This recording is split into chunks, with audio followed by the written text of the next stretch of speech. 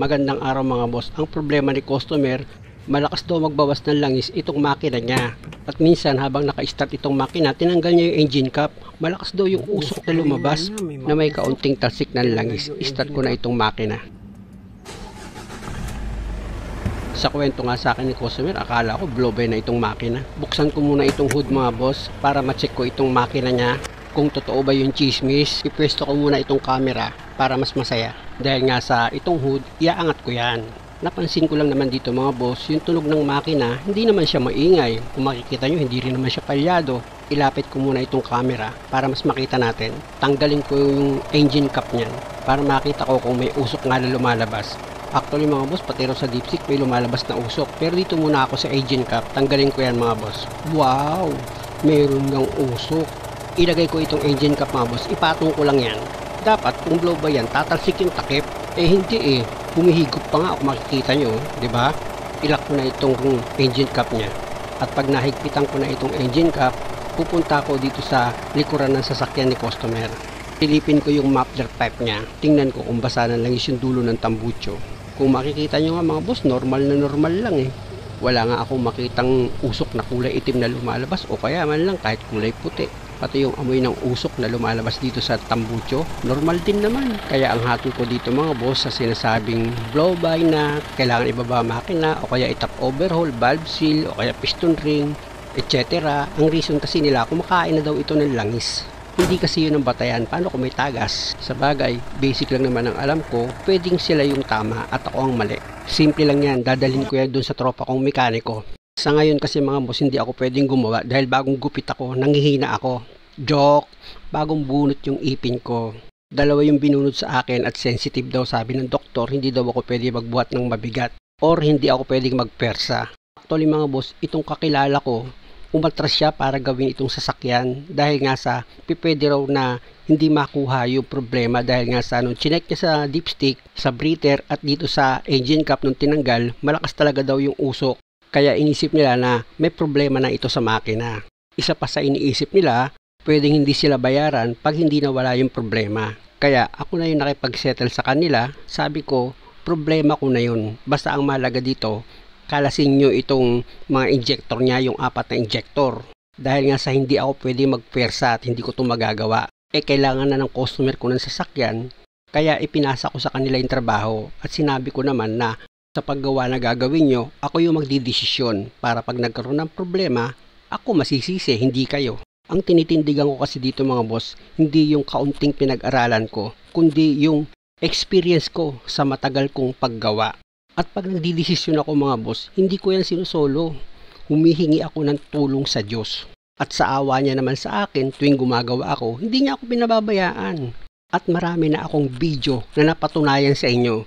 Kaya nga minsan pag may nagmamarunong sasabihin sa akin, dapat di mo na lang yan i-repair, pinalitan mo na lang yan ng bago kasi hindi na yan tatagal Pag ganyan, kawawa ang customer sa inyo. Yung iba naman pag nag-comment, ginawa mo na rin lang yan, sana nilahat mo na. Aba, ginawa pa akong katulad niya, lahat ng makita papalitan. Isipin nyo limitado yung budget ni customer. Kaya pag hanggang dun lang yung nagawa ko, isipin mo, pwedeng kulang sa budget si customer. Kaya hindi niya napagawa yung iba. Alam niyo mga boss, yung comment nyo, mahalaga yun. Kasi masama man yan or mabuti, doon nakikita yung pagkatao nyo. Tandaan nyo mga boss, maraming vlogger na mekaniko. Pero never ako nag-comment sa kanila para turuan ko sila, para masabing ako yung magaling. Hindi ko ginagawa yun. Tandaan nyo, yung marunong na mekaniko, nagmamasid lang yan.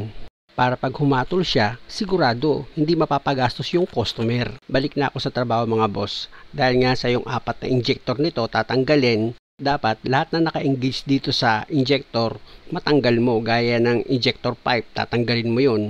Tapos yung nasa ibabaw ng injector mo, yung return hose. At dito naman sa injector, para mabunot mo yan, meron yung pipe clamp na nagsisilbing stopper dito sa injector. Pero sa bawat pipe clamp, meron niyang nakalagay na isang bolt na number 10. Kaya kailangan tanggalin mo muna yung bolt para mailis mo itong injector pipe clamp niya na nagsisilbing stopper nitong fuel injector mo. Kung makikita nyo, ginamitan na ng special tools yan para matanggal itong injector. Sa pagtanggal ng injector mga boss, uuga-ugain mo lang naman yan dahan-dahan. Ganyan sa ginagawa niya. At dito sa likod ng injector, meron niyang pipe clamp. Itulak nyo yan paatras. Ito yung kagandahan, meron siyang magnet na pantulak. O, diba? Natanggal na sa pagkakaipit itong injector, tapos ituloy mo lang yung pag-uga para matanggal mo na itong injector. Sumisikip yan mga boss dahil nga sa minsan yung washer niya, dahil sa kalumaan, nagkakaroon na siya ng singaw. Kaya nagkakaroon siya ng carbon dito sa paligid ng injector. Ayun ang nagpapasikip. Gaya nito mga boss, kung makikita nyo itong number 1 na injector,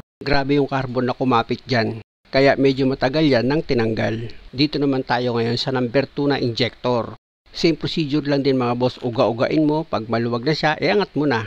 Tapos dito naman tayo sa number 3 na injector.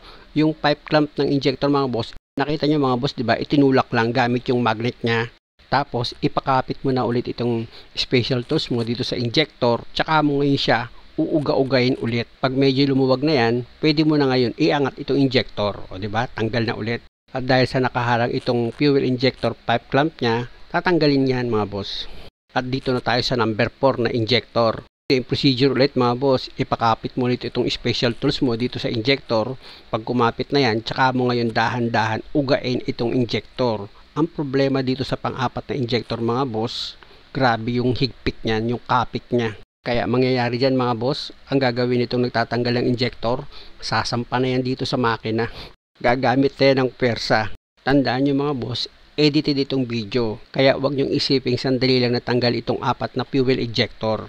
Medyo mahirap lang din, pero kayang-kaya nyo yan. Siyempre naman. Kita nyo mga boss, nakasampa na siya sa makina habang tinatanggal niya itong fuel injector. Pero pasasaan ba't matatanggal din yan? Nakukuha yan sa tiyaga.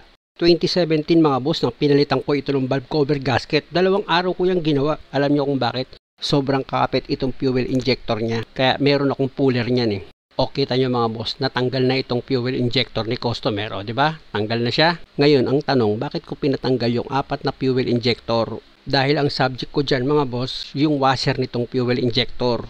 Papapalitan ko yon. Bagamat sinabi sa akin dito sa calibration shop na napakaliit ng porsyento na panggalingan ng pag-usok ay itong washer dito sa fuel injector. Dahil nga sa hindi nila nakitaan ng problema dito sa fuel injector washer niya.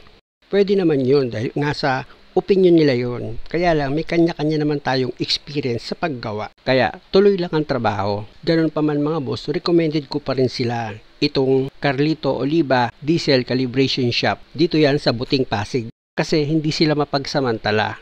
Nakita nyo naman sa umpisa ayaw nilang gawin itong pinapagawa ko dahil nga sa alanganin sila na pwedeng hindi makuha yung problema. Yun ang sign na tapat ito gumawa, hindi sila pera-pera. Kaya recommended ko sila sa inyo mga boss. Siya nga pala mga boss, pag bumili kayo ng fuel injector washer nito, may kasama na siyang oil seal. Kaya pati yun, papalitan nyo na rin.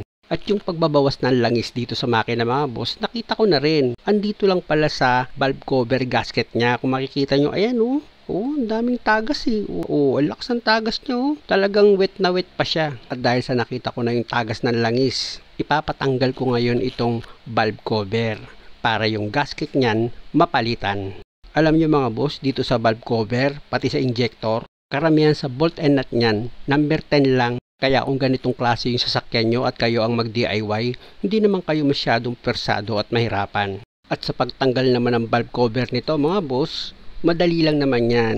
Meron yan mga bolt na number 10 na nakapaikot dito sa gilid ng valve cover mo. Ganon din dito sa ibabaw mga boss. May mga bolt din yan na number 10 na tatanggalin ka. At pag natanggal mo na lahat ng bolt dito sa valve cover, gamit ka ng flat screw. Sikwatin mo pa angat itong valve cover mo. Pero samahan mo pa rin ng pag-iingat. Pwede kasing meron ka nakalimutan na isa pang bolt na hindi natatanggal tapos pinersa mo, dinabasag itong valve cover mo, gastos ka pa. Kaya samahan nyo lagi ng pag-iingat. At ito na mga boss, tanggalin ko na itong valve cover.